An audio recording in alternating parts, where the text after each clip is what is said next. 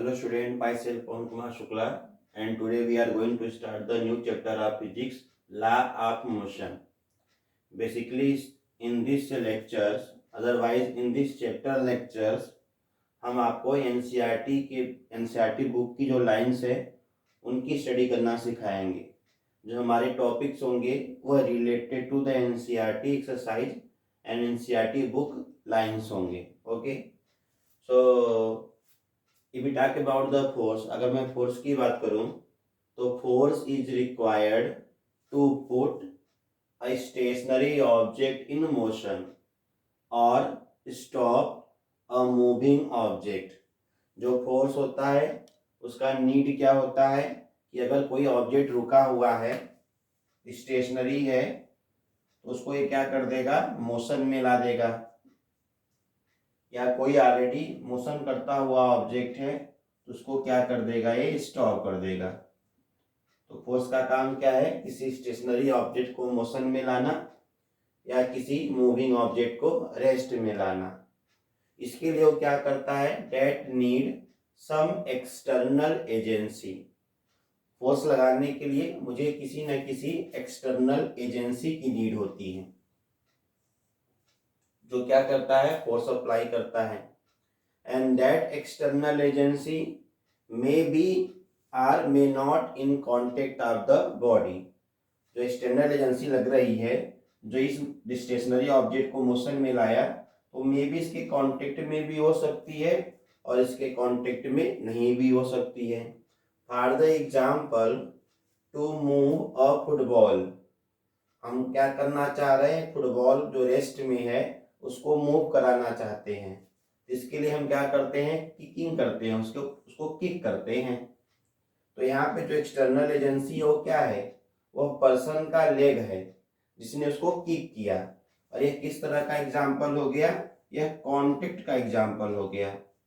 इसमें जो external agency है वह कॉन्टेक्ट में आ गई ऑब्जेक्ट के।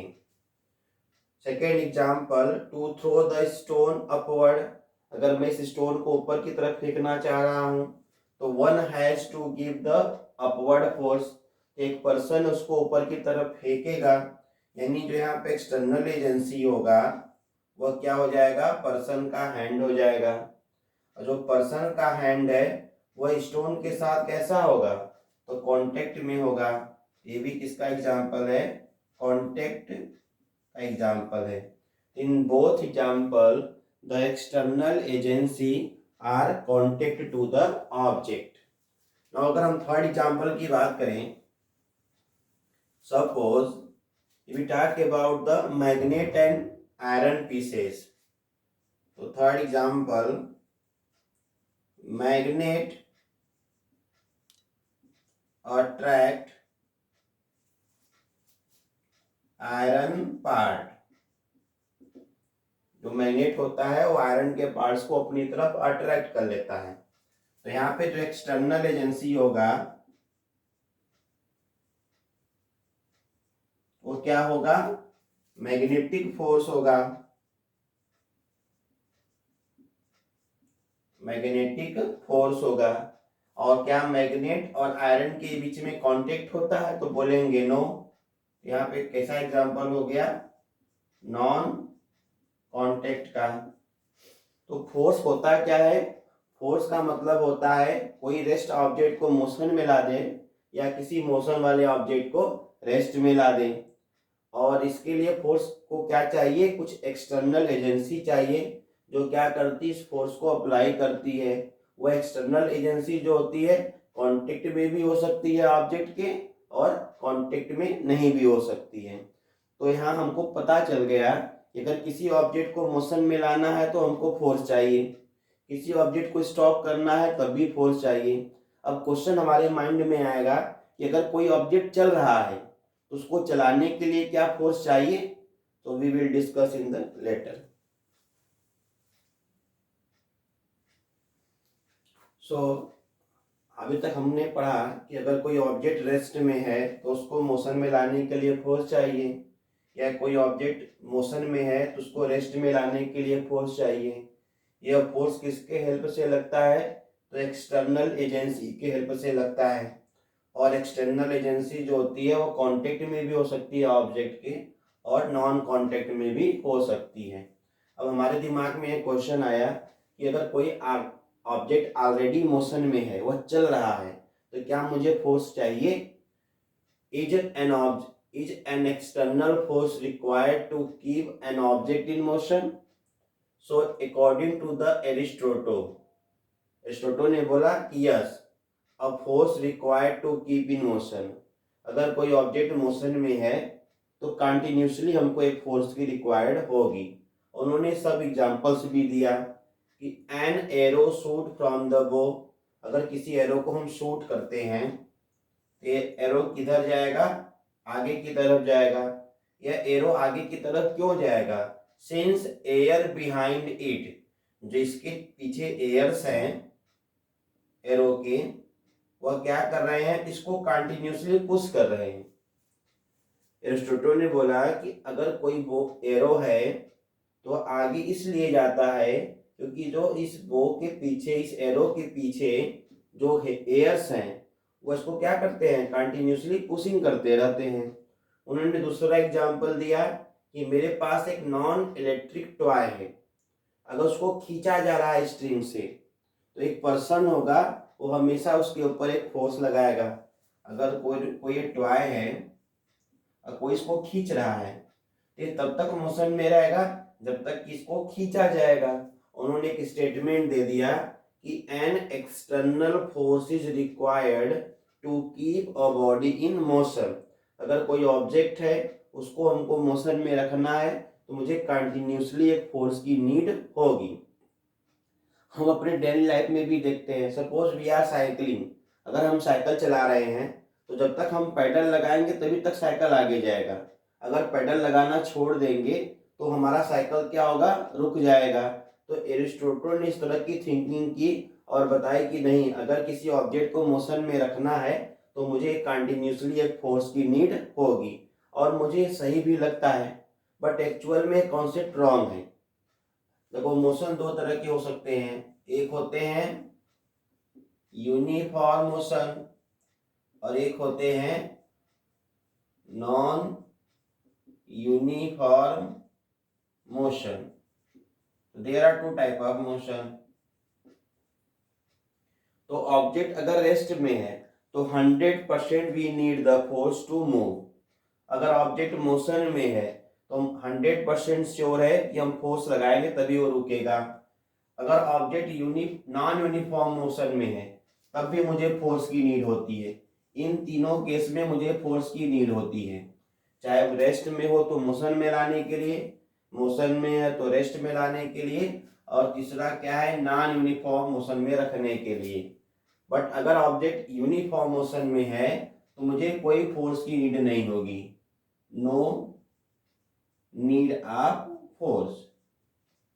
तो एरिस्टोटल ने बोला कि अगर किसी ऑब्जेक्ट को मोशन में रखना है तो कंटिन्यूसली मुझे एक फोर्स की नीड होगी।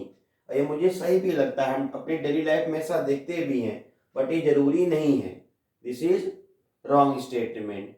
It is proved by the scientist Galileo. अब हम देखेंगे गैलीलियो ने कैसे प्रूव किया कि without any force an object keep in motion.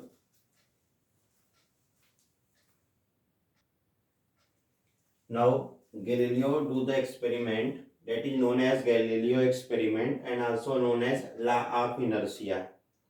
Galileo ने क्या किया? उन्होंने एक इंक्लाइंड प्लेन ले लिया और एक ऐसा है फ्रिक्शनलेस, और यहाँ से किसी ऑब्जेक्ट को छोड़ा तो देखा उस ऑब्जेक्ट के अंदर क्या आ गया? एक्सेलरेशन आ गया।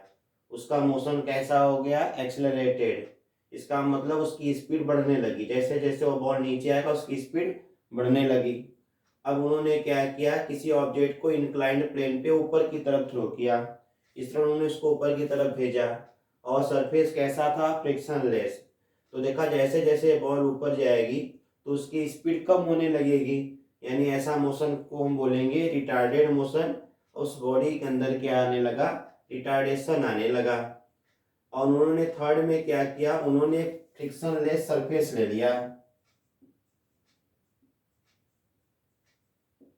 अब किसी ऑब्जेक्ट को छोड़ा तो इसके अंदर न तो एक्सेलरेशन आया और न तो रिटार्डेशन आया। तो उन्होंने बोला कि अगर कोई ऑब्जेक्ट इंक्लाइन डाउन रहेगा तो उसके पास एक्सेलरेटेड मोशन होगा, इंक्लाइन अप रहेगा तो रिटार्डेड मोशन रहेगा, और इंक्लाइनेशन अगर जीरो होगा तो न तो उसके पास एक्सेलरेशन होगा न तो रिटार्डेशन होगा।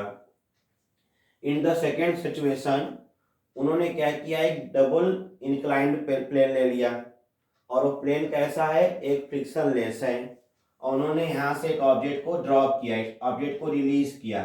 तो देखा, अगर suppose for h meter height से इस ऑब्जेक्ट को छोड़ा गया है तो नीचे की तरफ जाएगा, इसके पास क्या आ जाएगा, एक्सेलरेशन आ जाएगा, और उसी एक्सेलरेशन से ऊपर जाएगा, और यहाँ पे क्या आ जाएगा, रिटार्डेशन आ गया। तो यहाँ से यहाँ तक में क्या है, एक्सेलरेशन, और यहाँ से यहाँ तक में क्या है, रिटार्डेशन। क्यों? क्योंकि गैलीलियो ने ऑलरेडी इसको एक्सपेरिमेंट कर रखा था। उन्होंने देखा कि अगर इसको h मीटर हाइट से छोड़ा जाए, ये दूसरी साइड में h मीटर हाइट तक ही जाएगा। इन द सेकेंड सिचुएशन उन्होंने क्या किया, इधर का जो एंगल था उसको कम कर दिया। अगर ये 60 डिग्री है, इसको इन्होंने क्या कर दिया, इधर 45 डिग्री कर दिया। तो उन्होंने एंगल को कम किया और दोबारा h मीटर हाइट से किसी ऑब्जेक्ट को रिलीज किया। तो देखा कि that move the h meter height, ये इस साइड h मीटर हाइट तक ही गया। उसके लिए उसने क्या किया, उसने डिस्टेंस को लार्जर कर दिया। इधर ये शॉर्टर डिस्टेंस है, इधर ज्यादा डिस्टेंस ट्रेवल करके वह कितना गया, h मीटर हाइट तक गया। तो उनके पास दो जो है कंक्लूजन आ गया। एक कंक्लूजन आया कि जब नीचे की तरफ जाएगा तो एक्सेलरेशन, ऊपर की तरफ जाएगा तो रिटार्डेशन, और प्लेन में जाएगा तो नो एक्सेलरेशन नो रिटार्डेशन। इससे उनको क्या मिला, इससे उनको मिला कि अगर कोई फ्रिक्शनलेस सरफेस है और किसी ऑब्जेक्ट को वहां पे रिलीज करे तो वह क्या करेगा, सेम हाइट तक जाएगा। थर्ड एक्सपेरिमेंट में उन्होंने क्या किया, इस हाइट को जीरो कर दिया। यह बॉल क्या करेगा, वह सेम हाइट तक जाने वाला है। अब अगर इस ऑब्जेक्ट को यहाँ से छोड़ा जाए, अगर इसको h मीटर हाइट से छोड़ा जाए, जिसको कहाँ तक जाना है, सेम हाइट तक जाना है, बट इधर तो हाइट जीरो है, इसलिए ऑब्जेक्ट क्या करेगा, चलता जाएगा चलता जाएगा चलता जाएगा। तो अगर इस पार्ट की मैं बात करूं तो यहाँ पे क्या है, यहाँ पे नो एक्सेलरेशन है, इस पार्ट में क्या है, नो रिटार्डेशन है, न तो यहाँ पे एक्सेलरेशन है न तो यहाँ पे रिटार्डेशन है, और ऑब्जेक्ट कहाँ तक जा रहा है, इन्फिनिटी तक जा रहा है। तो ऐसे मोशन को हम क्या बोलते हैं, यूनिफॉर्म मोशन कहते हैं। तो क्या इस ऑब्जेक्ट को चलाने के लिए मुझे फोर्स चाहिए, तो आंसर आएगा नहीं, ये तो चलता जा रहा है चलता जा रहा है। तो अगर किसी ऑब्जेक्ट में एक्सेलरेशन नहीं है, किसी ऑब्जेक्ट में रिटार्डेशन नहीं है, और सरफेस कैसी हो, सरफेस अगर फ्रिक्शनलेस हो, तो उस ऑब्जेक्ट को चलाने के लिए मुझे किसी फोर्स की नीड नहीं पड़ेगी। एरिस्टोटल ने क्या बोला था कि अगर किसी ऑब्जेक्ट को चलाना है तो मुझे कंटिन्यूसली फोर्स लगाना पड़ेगा। जैसे हम साइकिल चला रहे हैं, तो जैसे जैसे हम पेडल मारेंगे साइकिल आगे चलता जाएगा, पेडल मारना छोड़ देंगे तो साइकिल रुक जाएगा। बट गैलीलियो ने क्या किया कि एक्सपेरिमेंट से प्रूव कर दिया कि देखो, अगर यहाँ पे फ्रिक्शनलेस सरफेस है और जो है उसके पास तो इस और हॉरिजॉन्टल सरफेस है, तो हॉरिजॉन्टल का मतलब उसके पास ना तो एक्सेलरेशन होगा ना तो रिटार्डेशन होगा, और सरफेस क्या है, फ्रिक्शनलेस है, तो मुझे कोई फोर्स नहीं चाहिए। ऐसे मोशन को हम क्या बोलेंगे, यूनिफॉर्म मोशन बोलेंगे। तो अगर ऑब्जेक्ट रेस्ट में है तो मोशन में लाने के लिए फोर्स चाहिए, ऑब्जेक्ट अगर मोशन में है तो रेस्ट में लाने के लिए फोर्स चाहिए। अगर there is non uniform motion, अगर नॉन यूनिफॉर्म मोशन है तभी मुझे फोर्स चाहिए, लेकिन अगर यूनिफॉर्म मोशन है तो किसी ऑब्जेक्ट को फोर्स की नीड नहीं पड़ेगी,